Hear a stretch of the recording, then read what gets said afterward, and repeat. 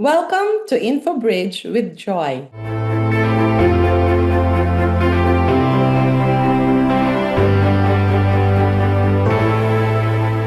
This channel was created with a simple but meaningful purpose to build bridges of understanding between what we know and what we need to learn, between where we are today and the life we are called to live.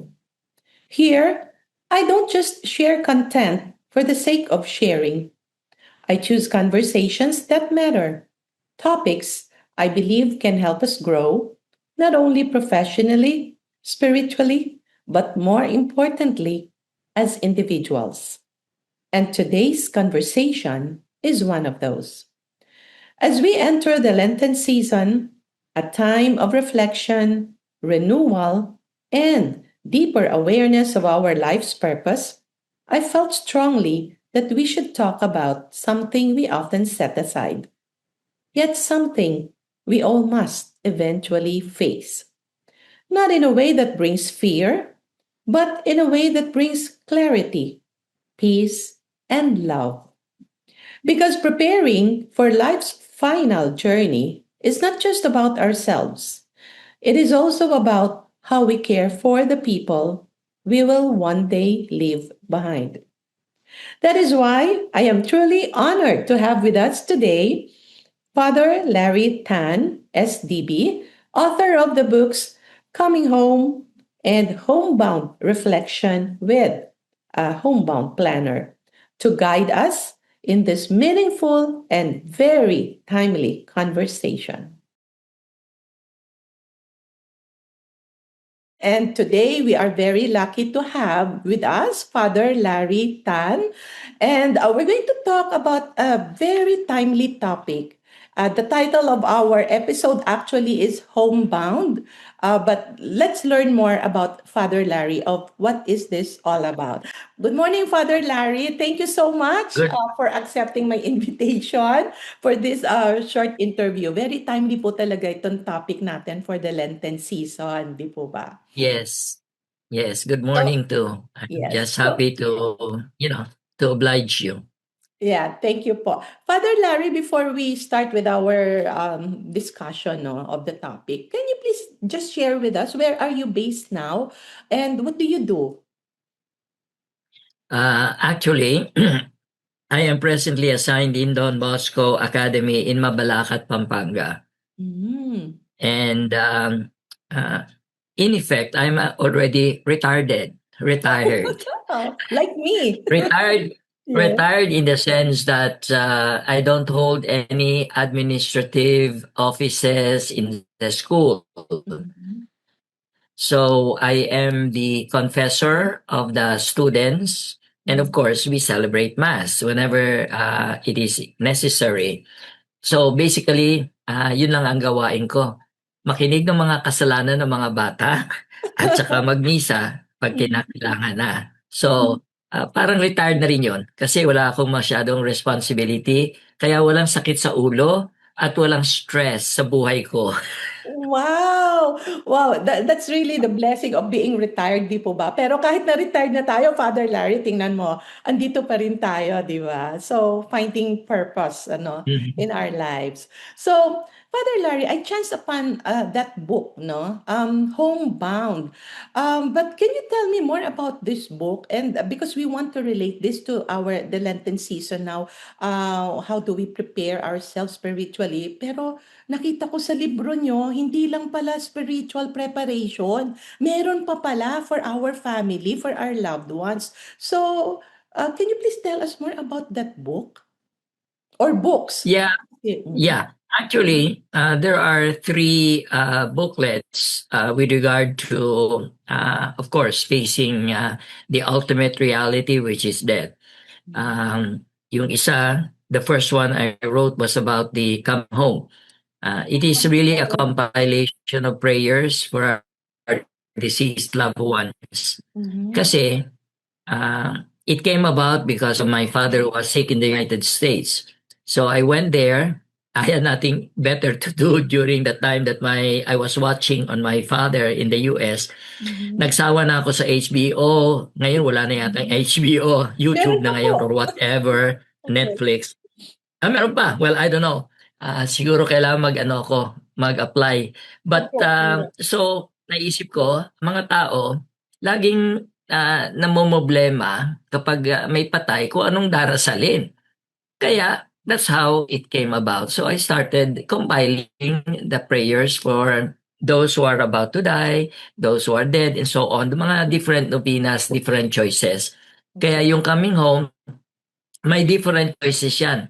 Merong mahabang mga novena and prayers para sa mga religious families. Okay. Meron din maikli para sa mga tamad. Para sa mga tamad at Shortcut gusto na lang. mabilisa. Mm. Shortcut. Ngayon, Mm. para sa mga hindi nagdarasal, wag na nilang bilhin yung librong yon dahil hindi nila kailangan. Okay. So that is the first one. The Okay. second one is yung homebound. Yung homebound are a series of reflections on death. Every day, very brief, very short. Mga siguro 5 minutes, mahaba na nga yan eh. Mhm. Reading, and you have a reflection. Now, originally, Okay. it was meant for November. Di ba Mhm. there are the November, a month of November is a All month for Souls the Day. dead.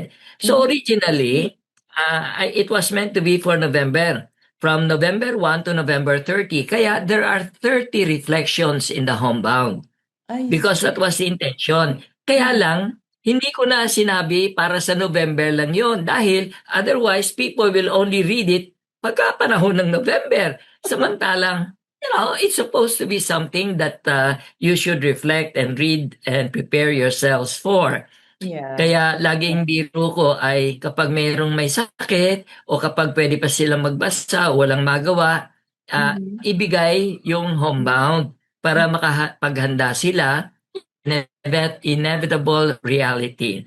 Ngayon, kung ayaw nila dahil natatakot sila kung ano sasabihin o nahihiya sila, sabi ko, anong gagawin doon? Huwag nyo ibigay. Don't give it. Ang gawin nyo, pag dalaw nyo sa ospital, sa bahay, ng may sakit, iwan nyo na lang, and then bahala na si Lord. So, yun. Yun Okay. ang homebound Yun pala. reflection. So, Kasi, as you know, experience of so many, I've heard so many stories, nakakaawa naman, mga pamilya na nag-aaway-away, mga pamilya na hindi alam kung ano, mga ganun ba? The mhm. best legacy you can leave your family is an affair all in order.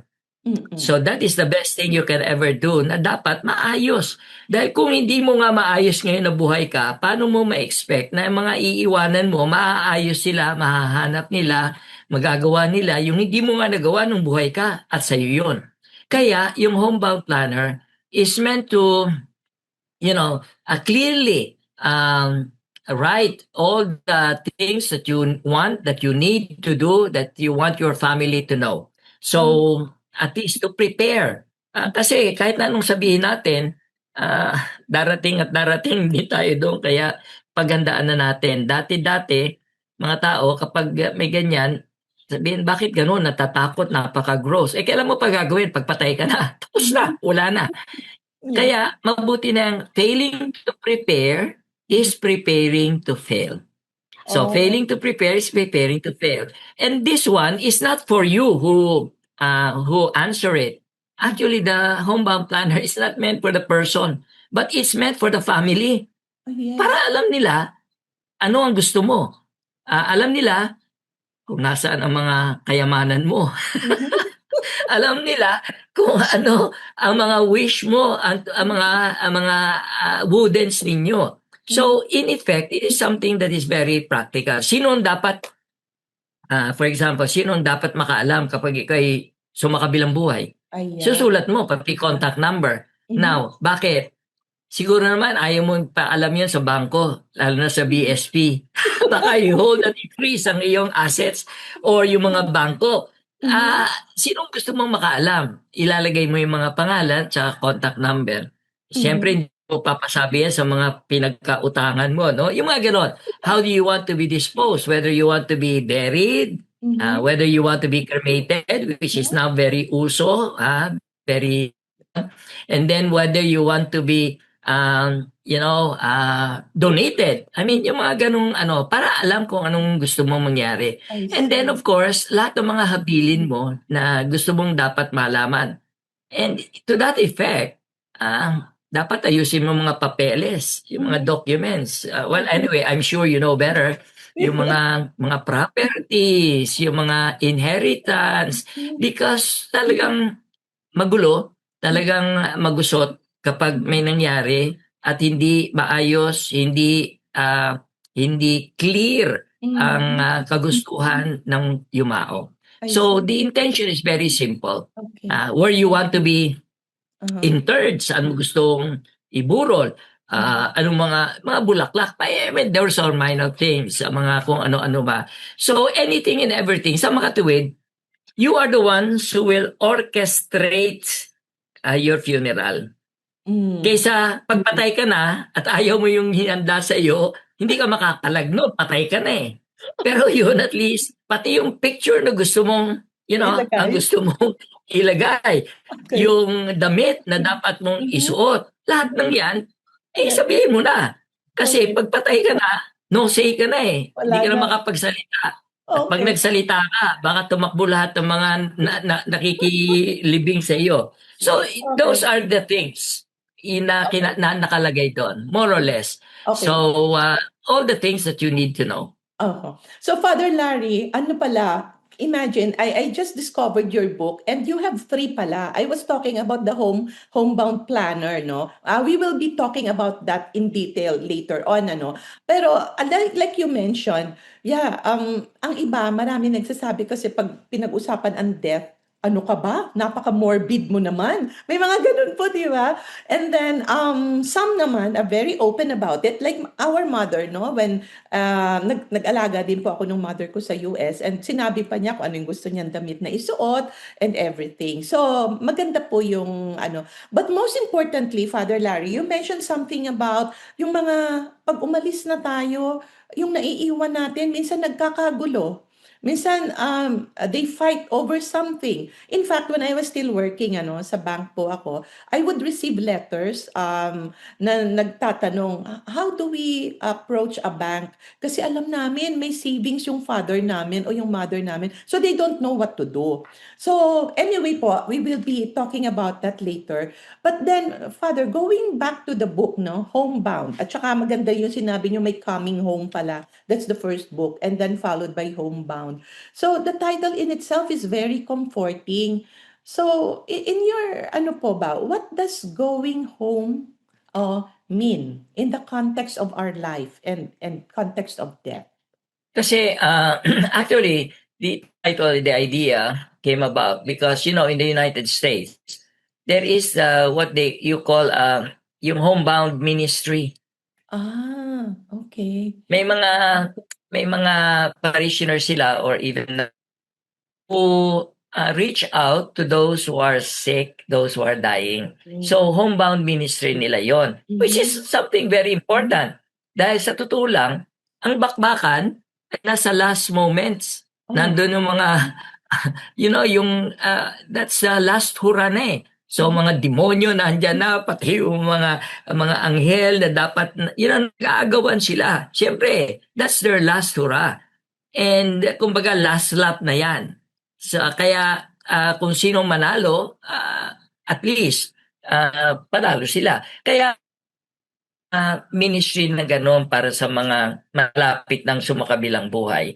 And so kaya I thought dapat din pinaghahandaan 'yan, yung homebound ministry na 'yan. Kaya tawag ko homebound or coming home. Ayun. So yun po palang nag-inspire sa inyo. Kasi ang feeling ko po, yung analogy ko po kasi, each time that we travel, kunwari, like going to the US, no, ako, work-related, the prospect of going home, homebound, gives me comfort and peace kasi I'm going back to my family. Para pong ganon. But this time, para po yung sa homebound ministry, it's just like going back to our Father, our real home. Parang Yes, ganon. correct. Mm. Kasi hindi naman tayo, kumbaga, hindi naman tayo nilikha ng Diyos para maging permanent residence ng Pilipinas o ng lupa. Ng But we mundo. are meant to go back to Him. our time here on earth. Kaya homebound. Kaya coming home, yung Coming title ng doon. Dahil we're going back to the Father. Father Larry, quite interesting po yung sinabi niyong last minute, last hurrah, bakbakan. Because I have witnessed my father, my mother, when they're in that moment already. Totoo po ba na talagang may nakikita sila? Like, sasabihin nila, oh, si papa, o si mama. And then, yung mother ko po, si Mama Mary. Parang ganon. Is it, so, yun po ba ibig nyo sabihin na nandyan ang bakbakan, andyan na sila? Well, that's true. I also my grandmother, for example, says na kapag may nakikita niya na yung kapatid niya, nakikita niya na yung ganon. Uh, a lot of people say that during the last moments, medyo may nakikita na sila. Kaya pag may nakikita ka na, delikado ka na, ha? Pag may So, nakikita. now, whether that is true or not, sa totoo lang, I don't know. Wala pa ako sa Wala pa stage na tayo yun. I'll doon. tell you when I'm on the, okay? Okay. Pero, really, it is true. You see, you yourself said that na may mga kamag-anak kayo na on the brink of death, they see, they realize ang kamag-anak nila or whatever, they have the image of the Blessed Virgin, our Lord Jesus Christ. But that is something that happens talaga eh. So, but again, as I said, I don't, because I've not reached that stage yet. I hope pag nakita ko yung magandang naman ang makikita ko. But even the saints themselves spoke about seeing, saints and the Blessed Mother or Jesus. Yeah. But certainly, the idea na there is a struggle between good and bad, evil and syempre, that's talagang logical and reasonable dahil yan na ang huling sandali. Kung sinong manalo, then nasa kanya yung kaluluwa. Okay. So, Kaya we have to we have to pray, mga families dapat kapag may sakit sa pamilya, dapat talagang punuin natin. naglag po tayo konti. Father, pinag-usapan din po natin yung fear of death. Kasi marami nga halos ayaw pag-usapan yan. Iniiwasan yan. So, pag ganyan po ba, how can we help people or our viewers to shift from fear to acceptance or even peace when we think of death? Paano po ba yon? Paano natin maa-address yung bakit lahat tayo natatakot? Ano bang meron? Well, lahat naman, it's normal to be afraid of something that is uncertain, something that is unknown. And mas gusto natin yung alam natin, kahit na we are in this, sabi nga, in this valley of tears, mas gusto pa natin dito sa lupa na maraming problema kaysa, mangarap ng kalangitan. So, kung tatanungin mo yung iba, ilan ang gustong pumasok sa langit? Okay, taas yung kamay. Sinong gustong mamatay? Wala na. Dahil ayaw nila. Mas gusto pa nila dahil nakakasigurado sila dito kahit na, there is so much suffering and there are so many problems and trials. So that is normal. That is normal. But then that's why napakahalaga nito ang ating pananampalataya, ang ating faith. Dahil kung talagang alam natin na mahal tayo ng Diyos, then we have nothing to be afraid of.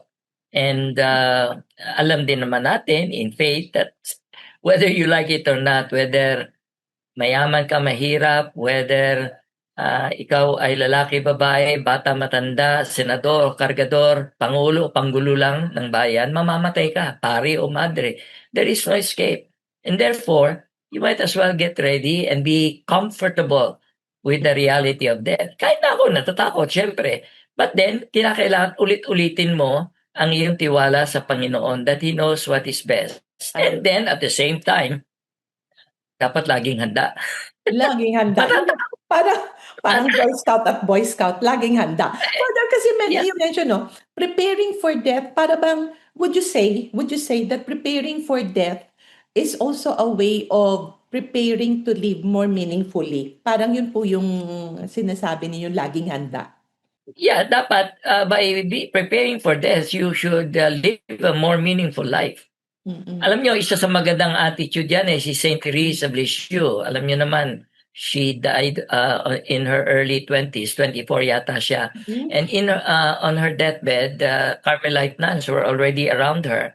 And Mhm. they were already in tears, of course. They Mhm. were already grieving because they knew that the end was already near. But then, Saint Therese of the Child Jesus wanted to comfort them and said, I am not dying, sabi niya. Okay. I am entering eternal life. O di ba Wow. napakaganda, napaka-positive. Yes, I am not napaka-positive. dying. I am Mhm. entering eternal life. I Mhm. mean, kung ganyan ang ating ang isip, kung ganyan ang ating paningin, Mhm. uh, what stops us from embracing it? I mean, handa siya, and then ang paningin niya, it is entering eternal life. I mean, which St. Paul says, eye has not seen, ear has not heard what God has prepared to those who love Him. Ang Mhm. matatakot lang naman talaga, dapat matakot, ay yung mga hindi handa at mga medyo baluktot ang buhay. Parang examination. Mhm. Lahat tayo natatakot sa examination. Ngayon, ang mga bata nagpe-prepare na for their examinations. Mm. Now, pero that's normal. In fact, you need also to be a little bit scared para talagang maganda ka, talagang Mhm. Mm. mag-aral ka. Mhm. Pero ang mas lalong natatakot ay yung mga hindi nag-aral, yung nagkakaraming. Yeah. Pero kung ikaw ay nag-aral, yes, meron kang konting fear at nerbiyos, Mhm. pero confident ka Mhm. sa ano mo ng exam.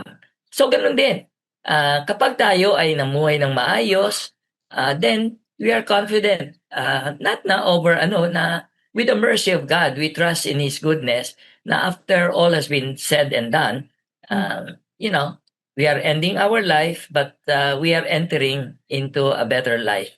Yun Mhm. naman sinasabi natin, 'di Mhm. ba? Yes. Kaya dapat wala ng takot. I mean, medyo konti na lang.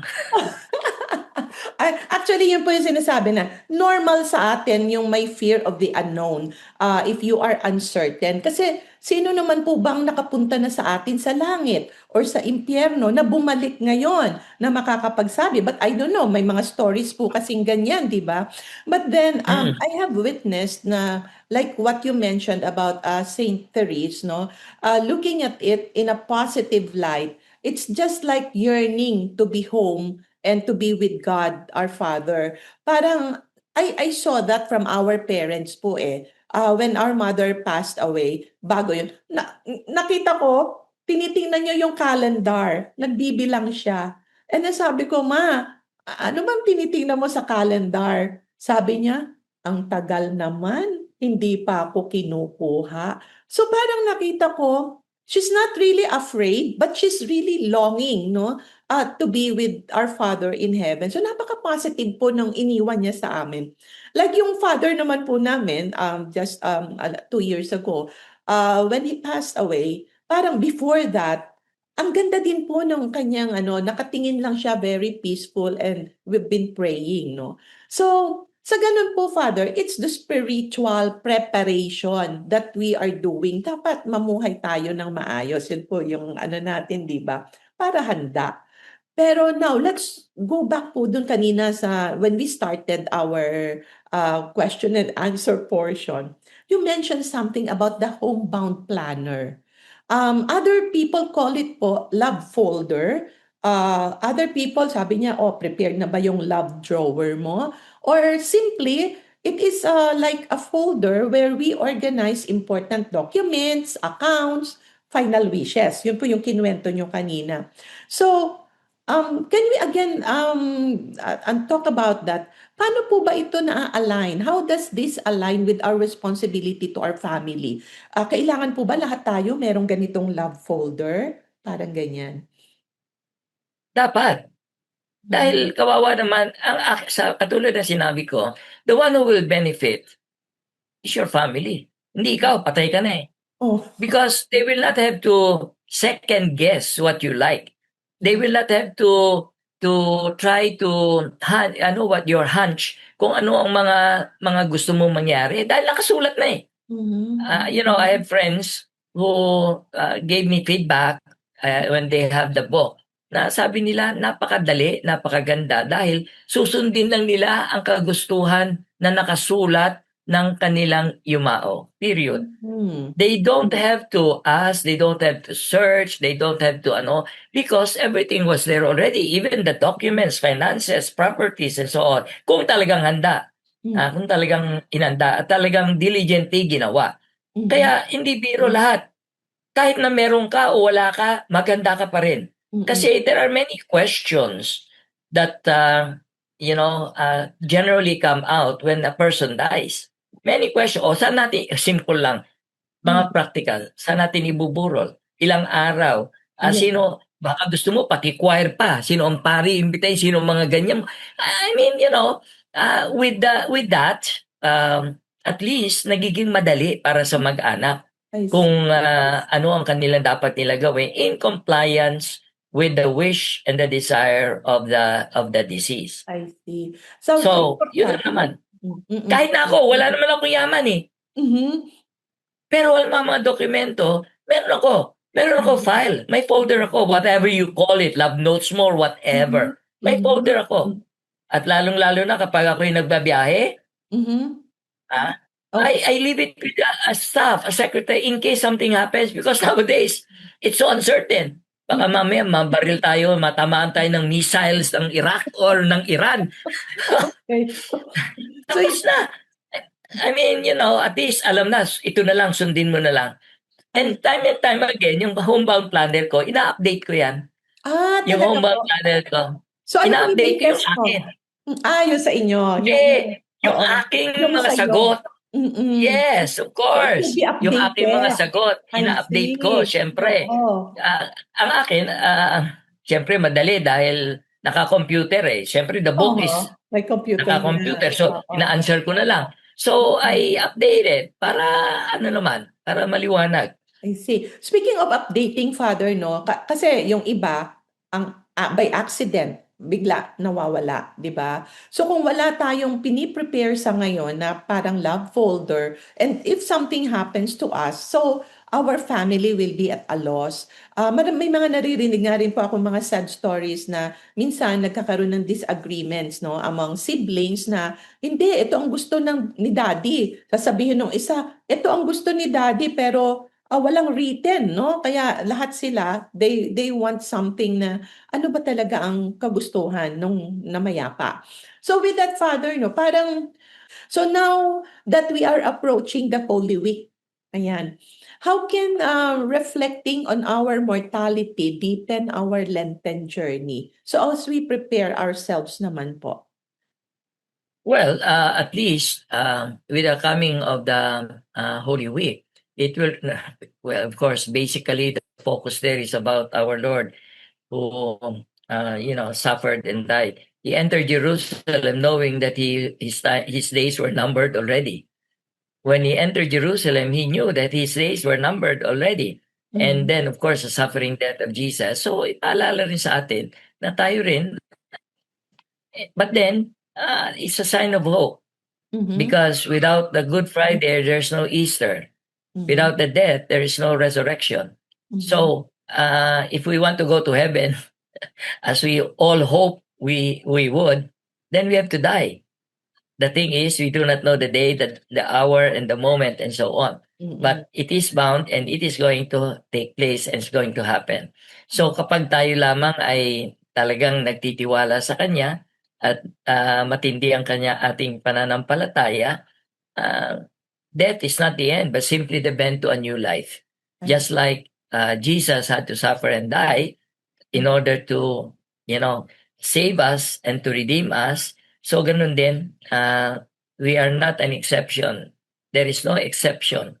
Lahat tayo, daraan din dyan. But at least we believe and we hope in the resurrection.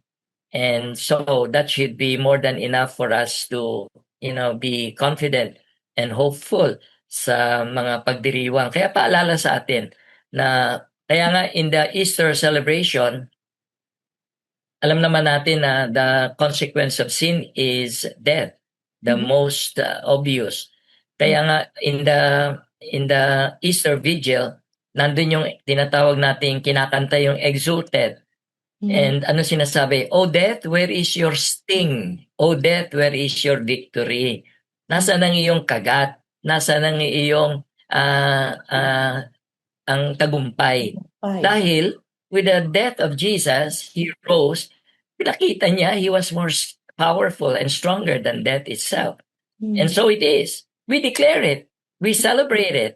Mhm. And hopefully, we thank God for it. That one day, kasama na rin natin, pagpanaw natin, makasama natin siya sa buhay na walang hanggan. I mean, every day now, libo-libong namamatay with all the gera and so on. So Mhm. it is something that happens. Buti Mhm. nga tahimik tayo dito sa Pilipinas. Mm. Tumataas ang gasolina pero wag na tayong umangal diyan dahil hindi tayo binobomba. We are Hindi tayo better off. binobomba. Mm. So we're in a way better off. Wag Oo. na tayong magmukmok at magmaktol. Yes, kung Mm. gusto nating maging mapayapa, the prayer of serenity. Mm. God grant me the serenity to accept the things I cannot change. Hindi Yes. natin kontrolado ang gera. Problema ng Amerika 'yan. Ah, Opo. Courage Correct. to change the things we can. Yes. So baguhin natin yung takbo natin. Huwag Mm. kayong masyadong maglalamierda kung wala naman dahilan. Kami nga may outing. Pagtipid. Yeah. Pagtipid, yung mga ganon, Pagtipid. you have to adjust. Kumbaga, pero, and the wisdom to know the difference. Pero, wala, malaki itong problema natin. And marami ang namamatay, nakakaawa talaga. But then, that is a reality. So, tahimik na sila, di natin Okay. alam. Ganun Yan lang yun. po. Yeah. So, Father Larry, this Lenten season, parang as we go through the challenges in our lives, we look forward. So, meron tayong hope nakikita because there's resurrection. So, for Of all of course, us. there's hope. Opo. Yes. Yes, there's hope and resurrection. So, nasa last end na po tayo ng ating conversation, Father Larry. Pahabo lang, if there is one message that you would like our viewers to remember about life, death, and preparation, what would it be? Ano pong pwede nating maiwan sa ating mga viewers? Well, yun nga, ang lagi kong sinasabi, ah, preparing for death is something that is essential. Kaya Mm. si Don Bosco, Hmm. di ba may exercise sa Happy Death? Kung naalala nyo, kung mga madre meron yan. Yes, Exercise sa Happy Death. of a happy Because death. talagang, siya, very basic. Uh, Mhm. every month, ang mga Mhm. bata, sinasanay in case na sila ay mamatay. Mm. So, para to be comfortable with it already. Mhm. So, we have to realize that death is something that we cannot escape from. And Mhm. preparing for it is one of the best ways we can really prepare for it. And at the same time, it is the best legacy we can leave, especially preparing for it to our respective families and loved ones. Sagi ko Okay. sinasabi, pag mahal niyo ang pamilya niyo, handa niyo sarili niyo ang Mm. inyong kamatayan. Dahil kung hindi, sila ang magiging kawawa, silang maghihirap, at silang mag-aaway-away at ayaw natin mangyari yan. Yun lang naman. Ayun. So, meron po pala, okay. Si Don Bosco and Mama Mary, Saint Mary Macharello po yung aming naging gabay nung mga bata pa kami. Ah, Until now, living the Salesian charism. And then, sige. Father, ito po. If someone watching us today, no, wants to begin, having listened to our homebound planner, reflections, etc. Pero hindi nila alam kung paano mag-umpisa. Ano po yung pinaka-simple first step that they can take today? well, get the book and then answer it. Get the book and answer it. Mga Ay, guide mataba. questions nandun na. Opo. Madali lang. Yes. So let's all get that book. And anyway po, as we upload this, we will be posting also kung saan sila makakabili. Ang alam ko po sa Don Bosco, Sa Don Bosco Parish Bookstore. Paris.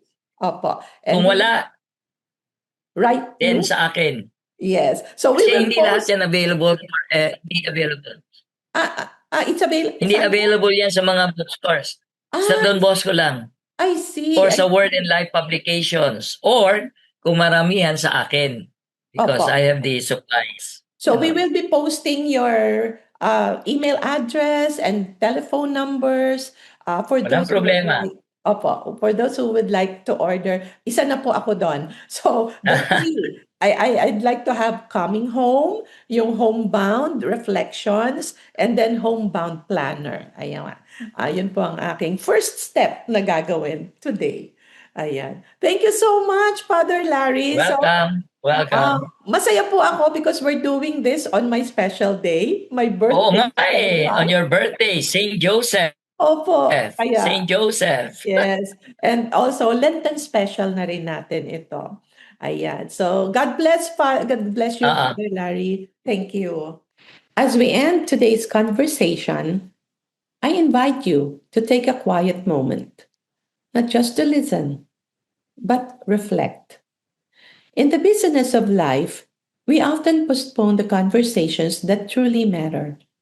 But perhaps this Lenten season is an invitation for us to begin, to prepare not out of fear, but out of love, to put things in order, to reconcile, and to leave behind not confusion, but peace. Here on InfoBridge with Joy, I share only the topics I deeply believe can help us grow, both in life and in purpose.